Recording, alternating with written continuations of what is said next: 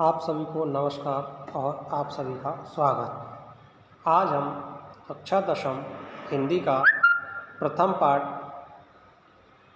आचार्य रामचंद्र शुक्ल जिनका निबंध है मित्रता। आज हम आचार्य रामचंद्र शुक्ल के जीवन परिचय के बारे में पढ़ेंगे।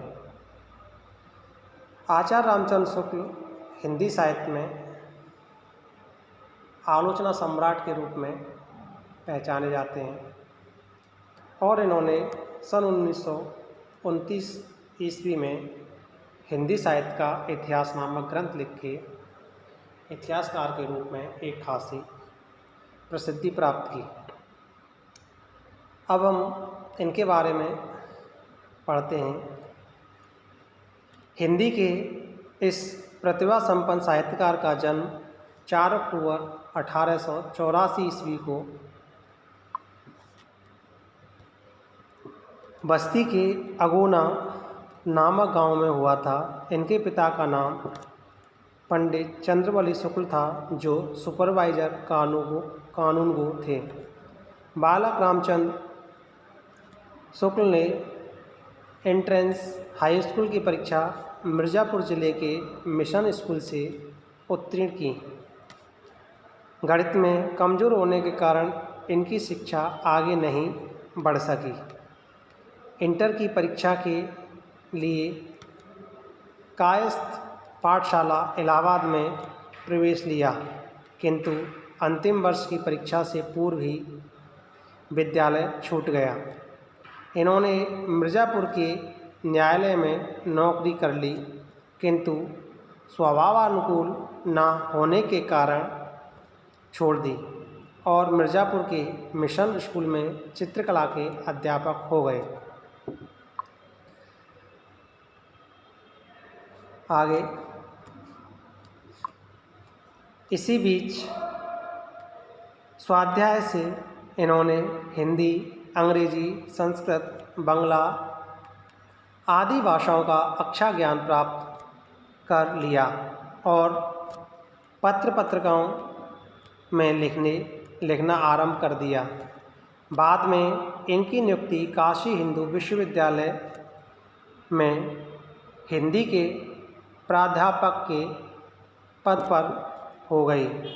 बाबू श्याम सुंदर दास के अवकाश प्राप्त करने के बाद शुक्ल जी ने हिंदी विभाग के अध्यक्ष पद को भी सुशोभित किया। इस पद पर कार्य करते हुए 2 फरवरी 1941 को आप स्वर्ग सिधार गए। हिंदी निबंध को नया आयाम देकर उसे ठोस धरातल पर प्रतिष्ठित करने वाले शुक्ल जी हिंदी साहित्य के मूर्धन्य आलोचक, श्रेष्ठ निबंधकार, निष्पक्ष इतिहासकार, महान शैलीकार एवं युग प्रवर्तक आचार्य थे। इन्होंने सैद्धांतिक एवं व्यावहारिक दोनों प्रकार की आलोचनाएं लिखी। इनकी विद्वता के कारण ही हिंदी शब्द सागर के संपादक कार्य में सहयोग के लिए इन्हें बुलाया गया। इन्होंने 19 वर्ष तक काशी नागरी प्रचारिणी पत्रिका का संपादन भी किया। इन्होंने अंग्रेजी और बांग्ला में कुछ अनुवाद भी किए। आलोचना इनका मुख्य और प्रिय विषय था। इन्होंने हिंदी साहित्य का इतिहास लिखकर इतिहास लेखन की परंपरा का सूत्रपात किया। आगे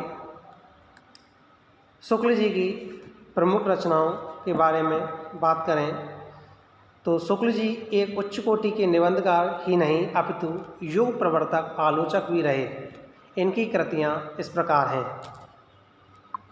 निबंध संग्रह की बात करें तो चिंतामणि भाग 1, भाग 2 और विचार भी थी। इतिहास ग्रंथ इनका है ही हिंदी साहित्य का इतिहास नाम से। आलोचना इन्होंने सूरदास, रस मीमांसा और त्रिवेणी ये 3 पुस्तकें लिखी।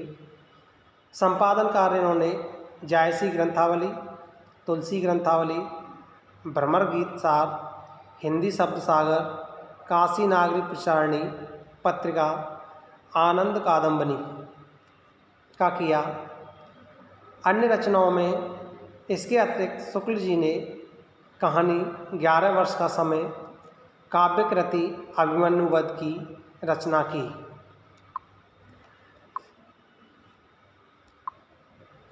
तथा अन्य भाषाओं के कई ग्रंथों का हिंदी में अनुवाद किया।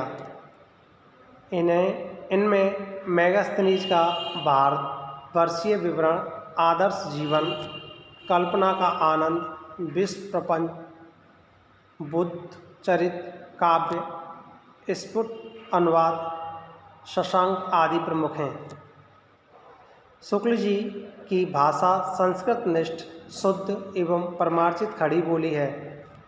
परिष्कृत साहित्यिक भाषा में संस्कृत के शब्दों का प्रयोग होने पर भी उसमें बोधगम्यता सर्वत्र विद्यमान है। कहीं कहीं आवश्यकता अनुसार उर्दू, फारसी और अंग्रेजी के शब्दों का प्रयोग भी देखने को मिलता है। शुक्ल जी ने मुहावरे और लोकोक्तियों का प्रयोग करके भाषा को अधिक व्यंजनापूर्ण, प्रभावपूर्ण, व्यावहारिक बनाने का भरसक प्रयास किया है। शुक्ल जी की भाषा शैली गठी हुई है, उसमें व्यर्थ का एक भी शब्द नहीं आने पाता। कम से कम शब्दों में अधिक विचार व्यक्त कर देना इनकी विशेषता है। अवसर के अनुसार इन्होंने वर्णनात्मक, विवेचनात्मक, भावात्मक, व्याख्यात्मक शैली का प्रयोग किया है। हास्य व्यंग प्रधान शैली के प्रयोग के लिए भी शुक्ल जी प्रसिद्ध हैं। अपनी पुस्तक में जो पाठ है मित्रता, उसमें मित्रता निबंध शुक्ल जी के प्रसिद्ध निबंध संग्रह चिंतामणि से संकलित है।